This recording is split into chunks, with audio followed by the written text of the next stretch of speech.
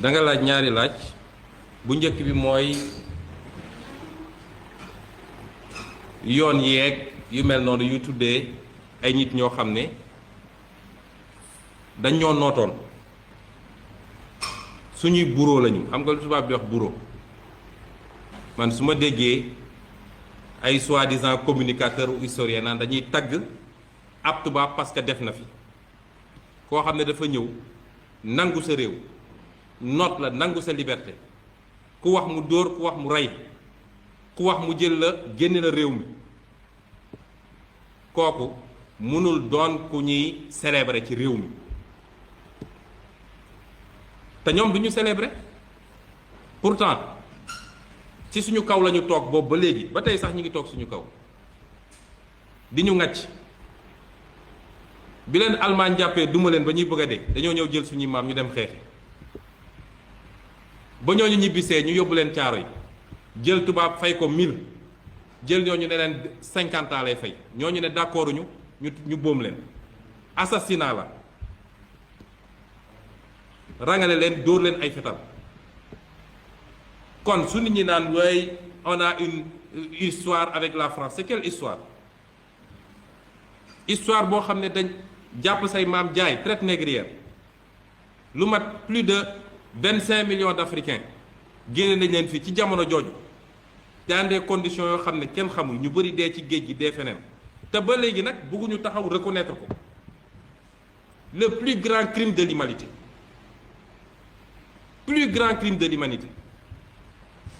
ñun africain ñu sàggan ba ñemewuñu koo wax tey yahud yi de ku tudd seen choix boobu tey ku tudd seen choix ñu tëj la kaso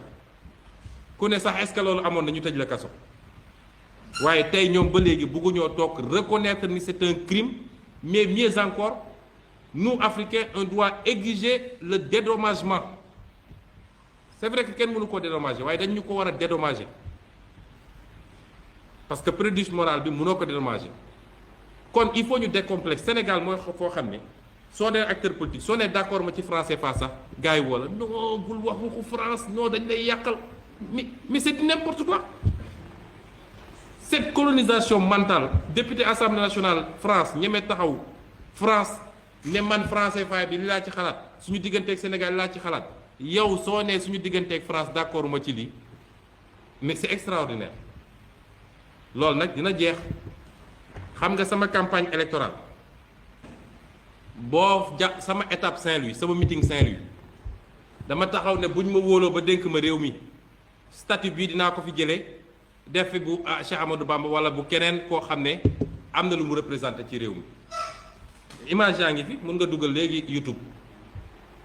il n'est pas admissible qu'on ait des rues yu ñuy tuddee fii ay Jules Ferry ay xawma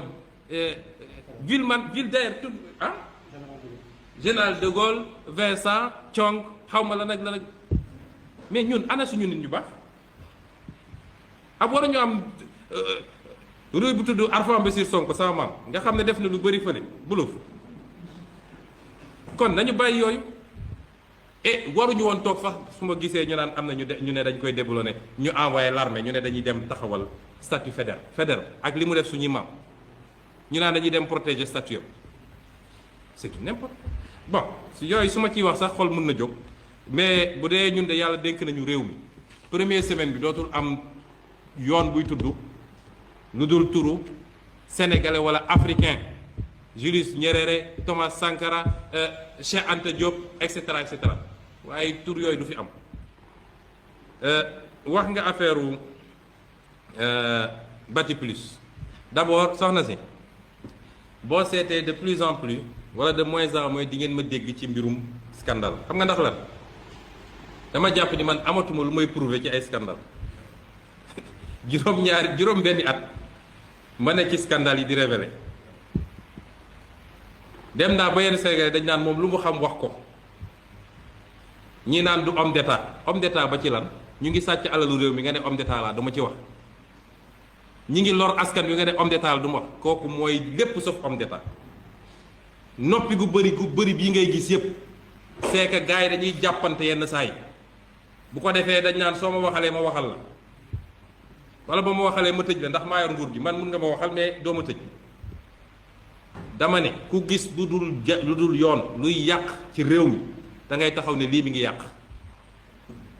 su dee lu mu nar a tee nit nekk homme d'état yàlla bu ma ko mës a def parce que complicité la. nit ñaa ngi dee ci hôpitaux yi nit ñaa ngi accouché di dee jeunes yi amuñu liggéey réew mi foo laal dafa métti benn groupe rek toog di def lu leen neex milliards yi di jaar fu ne ñu ne kenn du ci tudd loolu nag ñun du ñu defee noonu mais dama jàpp ni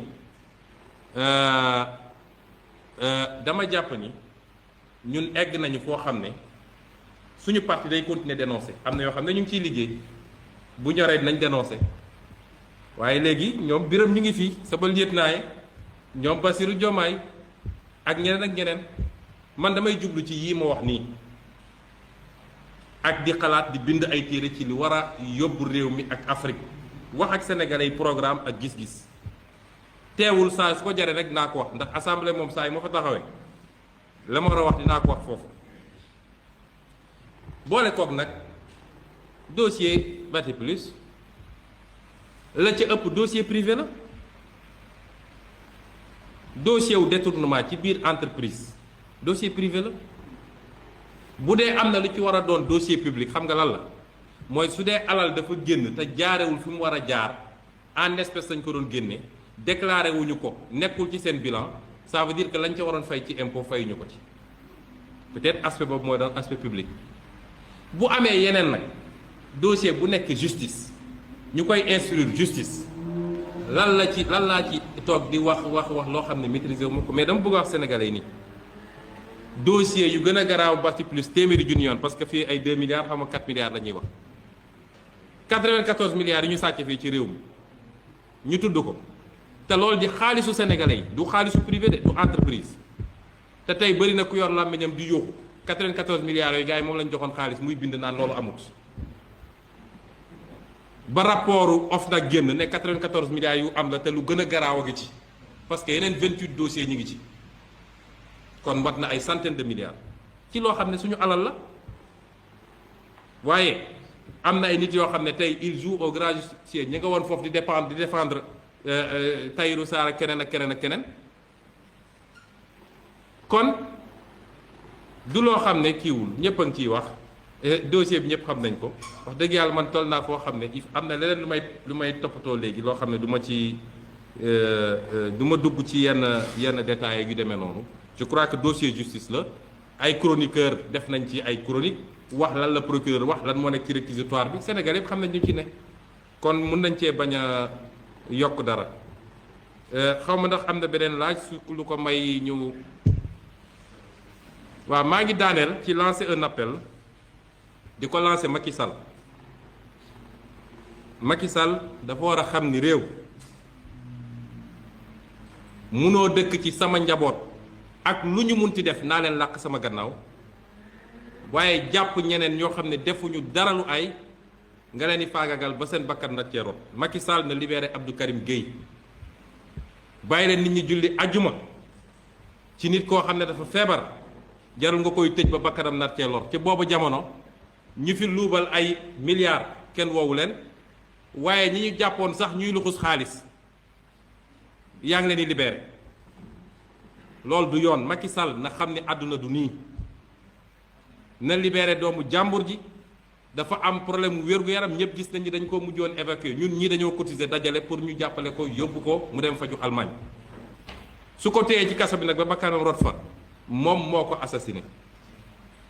damay wax lu leer na libéré doomu jàmbur ji wasalaam